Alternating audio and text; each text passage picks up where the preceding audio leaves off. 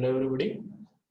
So this is our unit 2nd from semester 5th, but already we have finished the syllabus of 3 units. Okay, and this is the last unit from your syllabus, what we can say.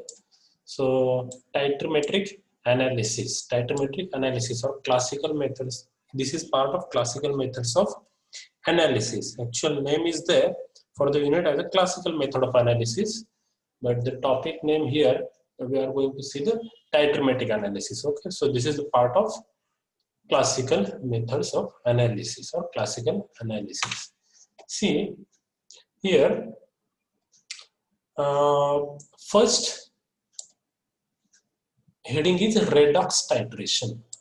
Redox titration. Okay, so first we must know what is reduction and what is oxidation. That is very important. Okay, these two words combine to form redox word. Okay, so reduction and oxidation. Okay, just remember that oxidation, remember only one, so the other will automatically you can remember. Okay, so you just keep one thing in your mind, that oxidation is a loss of electron. Oxidation is loss of electron. So reduction is reverse of that. Reduction is reverse of that. So what will be the reduction? It's a gain of electron. It's a gain of electron. Okay. So oxidation is a loss of electron. Reduction is gain of electron. So whatever things or whatever analysis we are going to learn here, that is totally on the basis of loss of electron and gain of electron. Loss of electron and gain of electron, that is just transfer of electron between reactant and the titrant system. Transfer of electron between reactant and titrant reaction system. Okay, now the reaction should be rapid. For this analysis, reaction should be rapid. It should undergo the completion. Okay, and the reaction should be stoichiometric. Okay, means for the endpoint detection should be available. Okay, these are what the important things comes under the redox titration. Okay,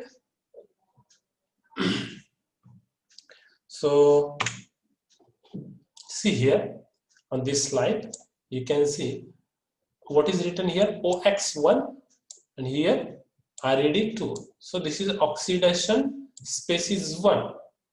Okay, this is a reduced species 2. Now what happens?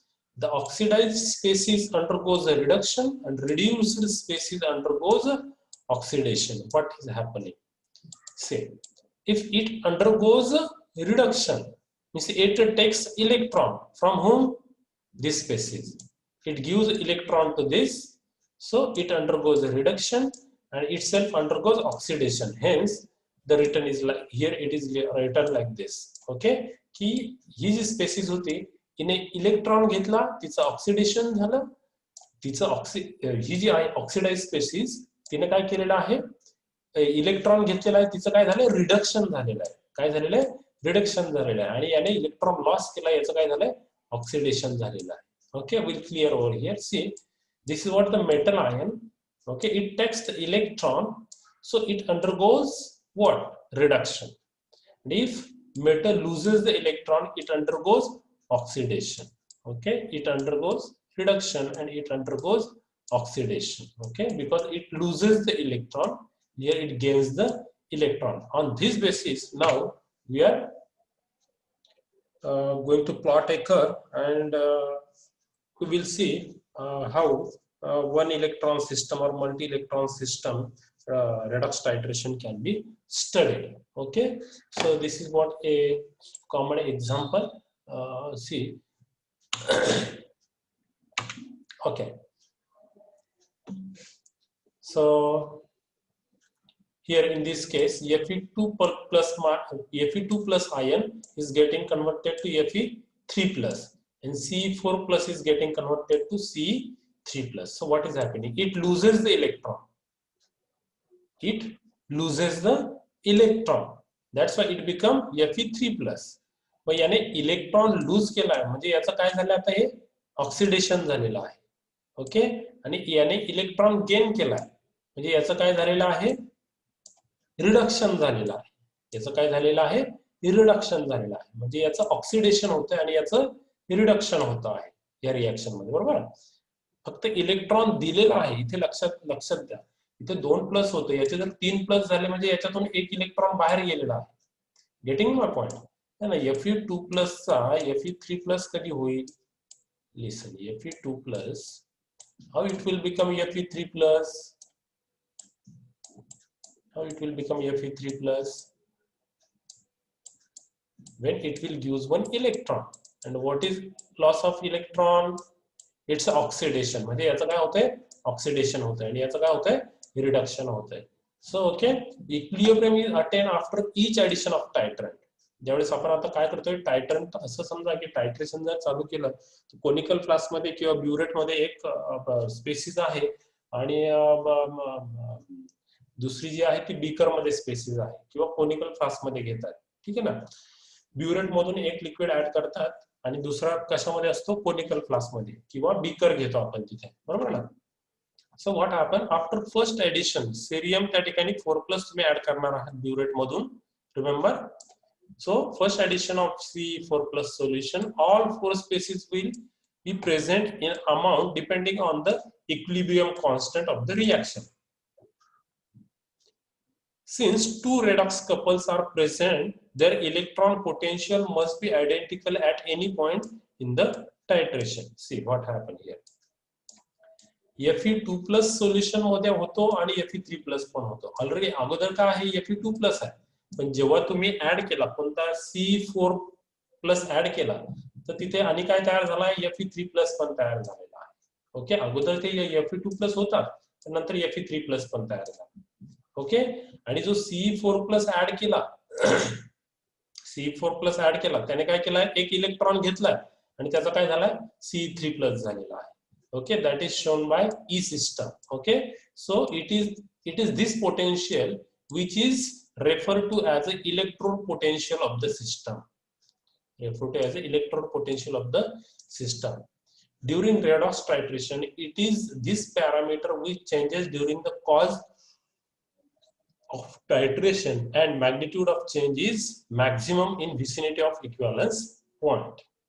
Okay, so hence visual indicator used for redox titration must change the color very quickly when there is a change in potential of the system at the equivalence point. Okay, such indicators are called redox indicator. म्हणजे equivalence point ला अगदी sharp change त्या ठिकाणी potential मध्ये observe केला जातो, आणि तो त्या ठिकाणी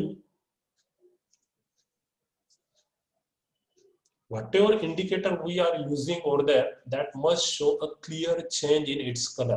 Then only we will come to know, yeah, this is what the end point of titration. Okay, this is very, very important. Now, whatever you studied over here, this is what general information, this is a part of introduction. Whatever you studied so far up to 3 to 4 slides, this is a part of introduction. Now we are going to actual construction of titration curve. Construction of titration curve. So it is a plot of electrode potential of the system versus volume of titrant added. Okay, and as we know that the thing or the parameter, okay, which is our under control, is always taken on x-axis, and we are plotting volume on x-axis and electrode potential on the y-axis. Okay, so such a curve can be obtained either by measuring the potential experimentally using the reference electrode and setting up the appropriate cell, or by calculating the theoretically potential using Nernst equation. By using Nernst equation in calculating each system of a titration curve, either analyte system or titrant system should be used. कुठली एक consider करा, एक तुम्ही analyte किंवा टायट्रंट system use करा, ठीक आहे. In practice it is more convenient to use analyte or titrated system up to the equivalence point. जो कोनिकल मध्ये आहे किंवा बीकर मध्ये जो आहे त्याचं कॉन्सन्ट्रेशन आपण पहिलं कन्सिडर करणार आहे कुठपर्यंत इक्विव्हॅलन्स पॉइंट पर्यंत कॅल्क्युलेशन करताना. आणि आफ्टर इक्विव्हॅलन्स पॉइंट जो तुम्ही टायट्रंट ऍड करताय कशातून ब्युरेट मधून जो ऍड करतायत ना ब्युरेट मधून जो ऍड करताय तो आफ्टर इक्विव्हॅलन्स पॉइंट याचं कॉन्सन्ट्रेशन कन्सिडर करायचं आहे कॅल्क्युलेशन साठी. बरोबर ना. तुम्हाला जर जनरल डायग्राम जर आपण जी बघितली तर काय बघतो त्याच्यामध्ये की आपला बीकर आहे त्या ठिकाणी आणि त्या ठिकाणी ब्युरेट आहे. ओके बीकर मध्ये सोल्युशन आहे असं समजा आपण कोनिकल घेतो बऱ्याचदा पण हे टायट्रेशन काय आहे आपण रेडॉक्स टायट्रेशन करतो म्हणजे त्याच्यामध्ये आपण ईएमएफ वगैरे किंवा ई-सेल आपण मेजर करणार आहोत. आता हा जो आहे स्पेसिस बीकर मध्ये त्याचं कॉन्सन्ट्रेशन कुठपर्यंत कन्सिडर करायचं एंड पॉइंट पर्यंत. कॅल्क्युलेशन मध्ये याचं कॉन्सन्ट्रेशन कुठपर्यंत विचारात घेतो आपण एंड पॉइंट पर्यंत. ओके आणि after end point we are going to consider the concentration of whatever titrant now you are going to add. त्याच्यानंतर एंड पॉइंट नंतर पुन्हा जो एक्स्ट्रा तुम्ही ऍड करतात हा जो आहे टायट्रंट त्याचं concentration we are going to consider. Okay this is after the end point. After the end point concentration we are going to consider for the calculation. Okay this is clear to you. Now see now redox titration reaction can in general be classified in two main groups, namely titrations where S3O plus or OH minus do not participate directly in redox reaction, then titration where S3O plus and OH minus do participate directly in the redox reaction. Okay, an example of first category is provided by the reaction between Fe2 plus ions and C4 plus ions. Fe2 plus ions and C4 plus ion. An example of second category include reaction between Fe2 plus and MnO4 1 minus. Okay, so for the single electron system Fe2 plus and C4 plus we are going to consider, and for the multi electron system we are going to consider this example Fe2 plus and MnO4 minus. Okay, so here intentionally we are going to skip this portion because what I found during the last 6th year most of the students get confused for plotting the titration curve of Fe2 plus versus MnO4 minus MnO4 1 minus because the whatever equation need to write over there on the paper they are just making mistake there only. Okay, so that is why I intentionally skip this portion. Okay, instead of this is the only point we skip from whole syllabus. Okay, and very rarely they ask this point. So if you prepare other points in a good manner, so no need to worry about only this point. See, we are going to see now titration curve for one electron system. Titration curve for one electron system. See, that is Fe2 plus and C4 plus. Okay, so titration of iron 2 plus and cerium 4 plus. See now what happened. Here iron takes electron convert to Fe3 plus and this takes electron to convert to cerium 3 plus. Okay, as this gives electron means it loses electron, that is called oxidation, and it takes electron so it undergoes reduction and it undergoes oxidation. Okay, it undergoes oxidation.